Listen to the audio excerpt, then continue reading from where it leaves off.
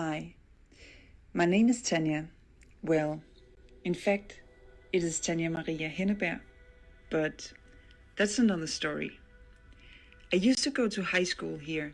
In other words, spending time learning by doing, exploring, getting a driver's license, heartbreaks, love, lost, new paths, Latin exams, extreme hairstyles, meaningful friendships, ups, downs, and trying to sing in a choir to get a free trip to Croatia. In high school, we were all balancing it all in one big liminal phase, getting ourselves ready for the landscape of life. Now, the first landscape the city of Viborg reminded me of was a well-known route, Søndersø or Lortesøen, an old ice lake with a circular or oval shape. Thousands of people, 1 million thoughts, secrets, and 1 trillion steps have walked into the future, which is now the past, around this lake.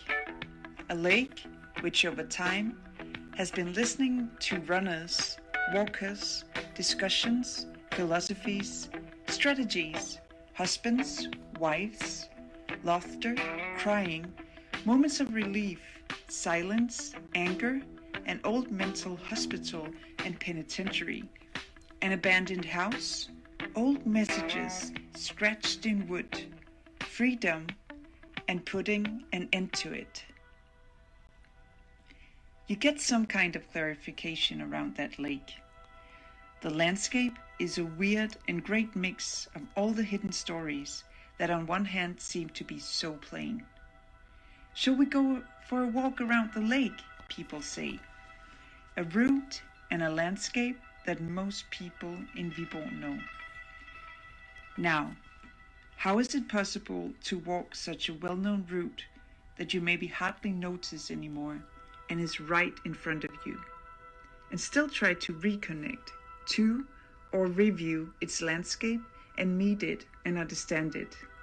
I will go back and see how it shapes me and try to connect to it.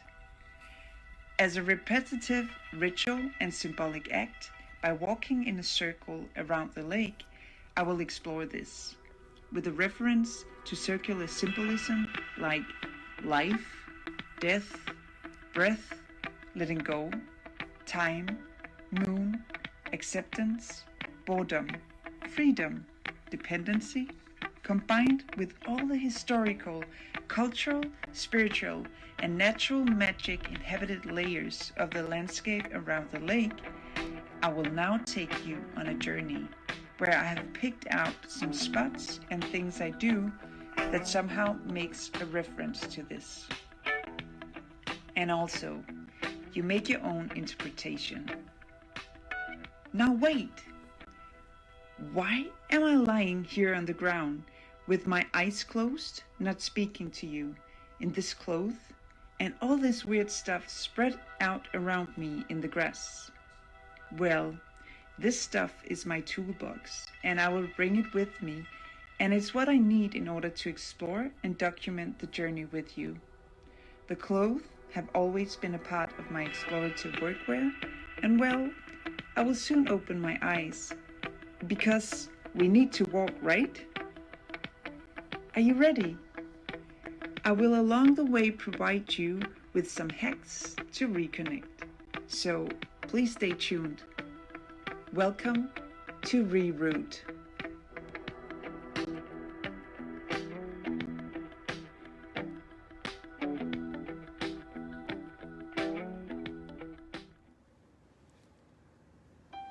Hi, welcome back.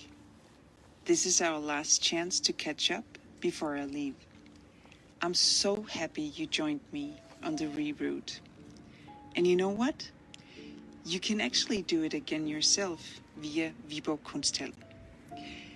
Now, just to sum up what we've been doing all the day. As we spoke about previously, some say that trees are the lungs of the earth. And we are a part of the tree's existence when we are breathing. And in this way, our breaths are very deeply united. Every out-breath is mirrored by the in-breath of a plant, and their out-breath is mirrored by our in-breath. The trees and plants drink water. We consist of water. The lake is water. The new moon affects the water or the tide because the earth is influenced by its gravitational pull. Water transforms and receives.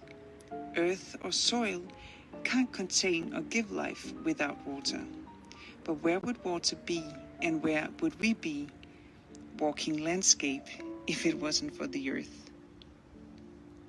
Of all great things, from love, life can be created.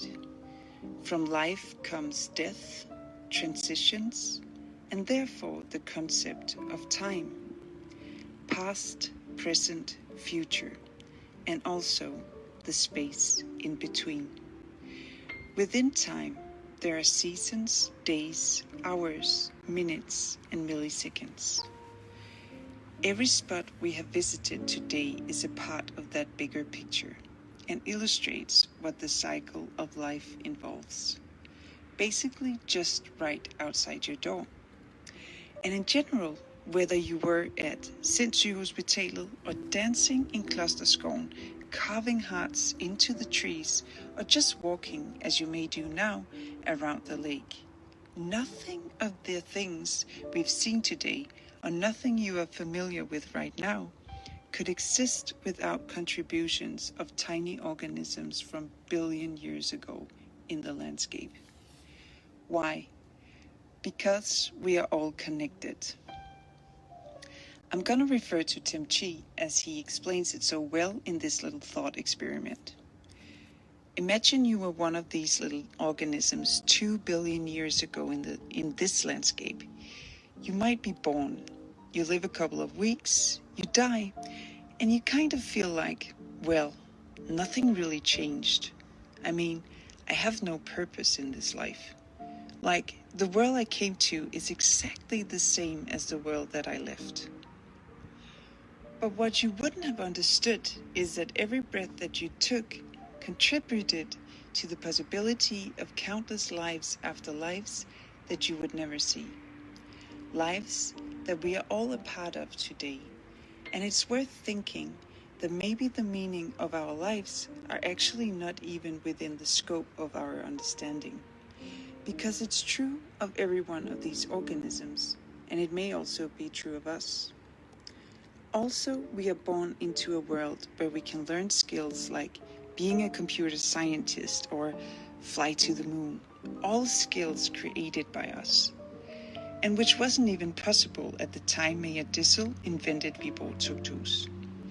So you can imagine that somehow we continuously contribute and create the future for the people around us and after us. Not only by breathing, but also the skills and knowledge we developed over time.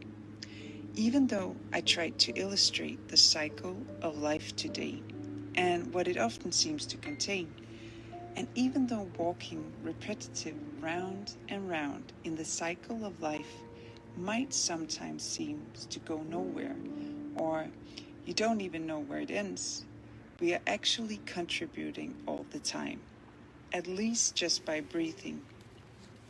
And you could say walking.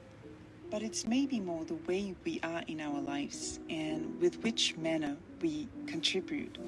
So tomorrow, or maybe the day after, you can maybe think about that you are already contributing with every breath, every step, and your knowledge.